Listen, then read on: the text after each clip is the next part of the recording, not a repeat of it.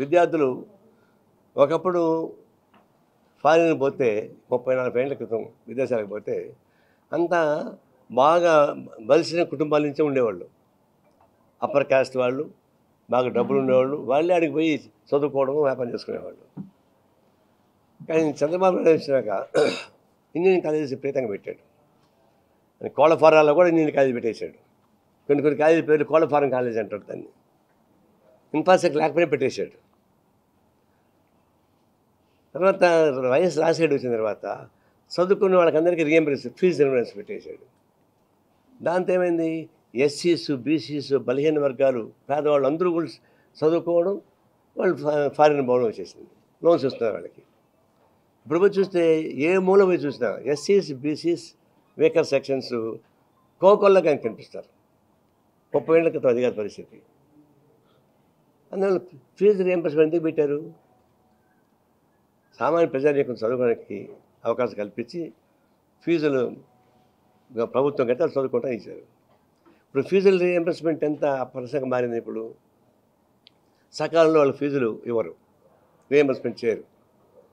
చాలా కాలేజెస్, ముఖ్యంగా నర్సింగ్ కాలేజీలు, చిన్న కాలేజెస్, వాటిల్లో ఫీజు రియంబర్స్మెంట్ రావడం లేదు. తర్వాత టెక్నికల్ కాలేజెస్ వాళ్ళకి ఫీజు రావడం లేదు. వాళ్ళు చదువుకుంటారు, వెళ్ళిపోతున్నారు, సర్టిఫికేట్ ఇవ్వడం వాళ్ళకి. వాళ్ళు ఏమంటారు, మా ఫీజులు నాకు రాలేదని మేనేజ్మెంట్ పట్టేస్తూ ఉంది. చదువుకొని పూర్తయ్యి ఎలివిల్స్ వచ్చి బయట పోయి ఉద్యోగం చేసుకుందామంటే ఫీజు సర్టిఫికేట్ లేదు.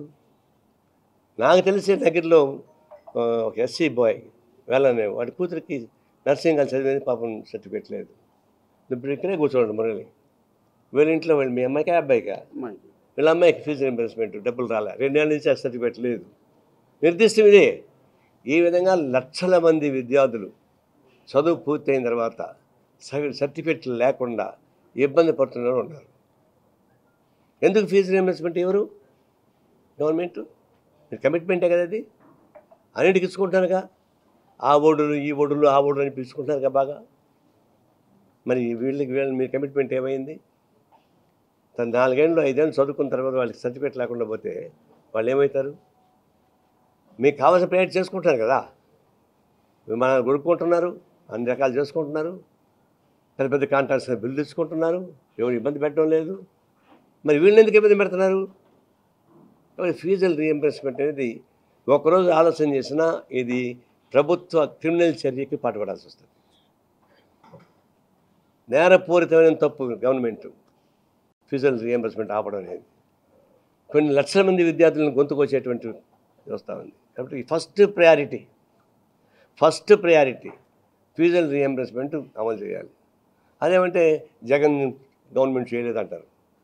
జగన్ ఉన్నప్పుడు ఏం చేశాడు? చంద్రబాబు గవర్నమెంట్ చేయలేదంటారు. ఇది ఎక్కడ ఎక్కువాలా? మంచిని ఆదర్శంగా తీసుకుంటారు, చెడు ఎందుకు ఆదర్శంగా తీసుకుంటారు?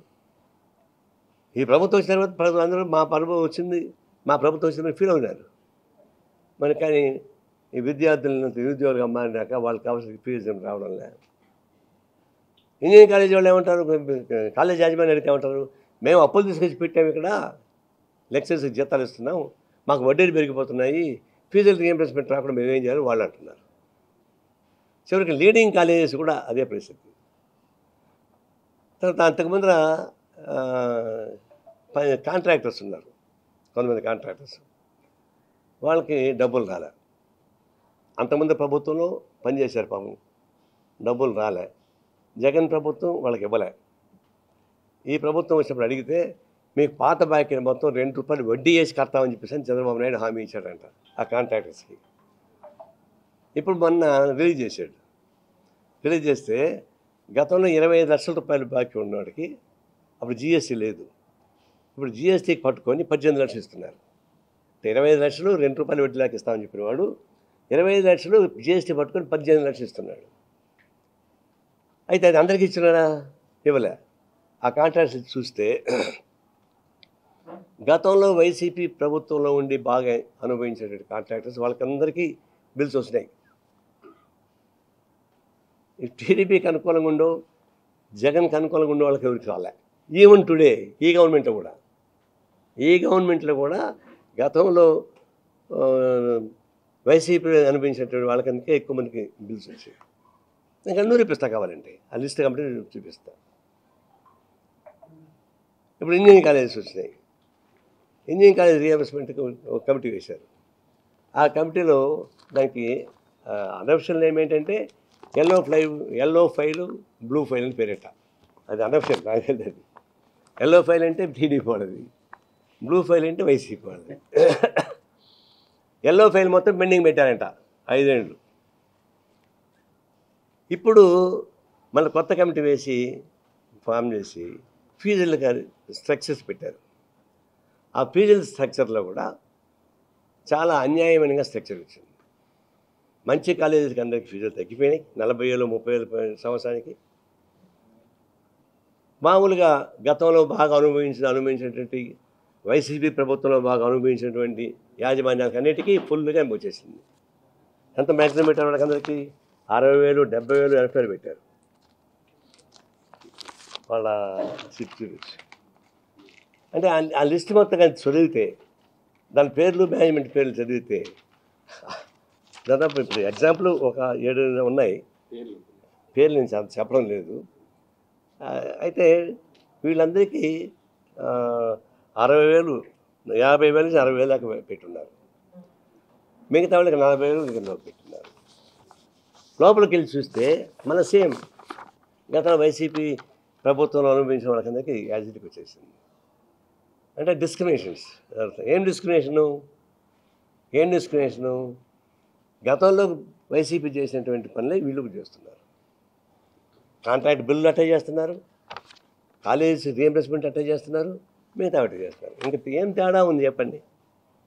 వైసీపీ ప్రభుత్వానికి టీడీపీ ప్రభుత్వానికి తేడా ఏంటో నాకు అర్థం కాలేదు. పైన చంద్రబాబు నాయుడు ఉన్నాడు, లోకేష్ ఉన్నాడు, టీడీపీ ఉంది, వెనక ఆయన మన బొమ్మ ఉంటుంది, సింబల్ ఉంటుంది, ఇంతవరకు బాగానే ఉంటుంది. కింద ఏం లేదే, కిందంతా మళ్ళీ వైసీపీ పాలన కనిపిస్తూ ఉంది నాకు. ఇప్పుడు 3 ఎగ్జాంపుల్ చెప్తున్నా.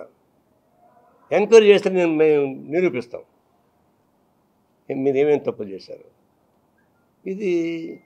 దీనివల్ల ఏమవుతుంది? చెలగాటం, చాలా నష్టం వచ్చేటువంటి పరిస్థితి వస్తూ ఉంది. దీని మీద సమగ్రంగా విచారణ జరిపించి ఆ ఫీజుల అనౌన్స్మెంట్లో అవసరమైన మార్పులు చేయాల్సిన అవసరం ఉంటుందని చెప్పి నేను కోరుతా ఉన్నాను.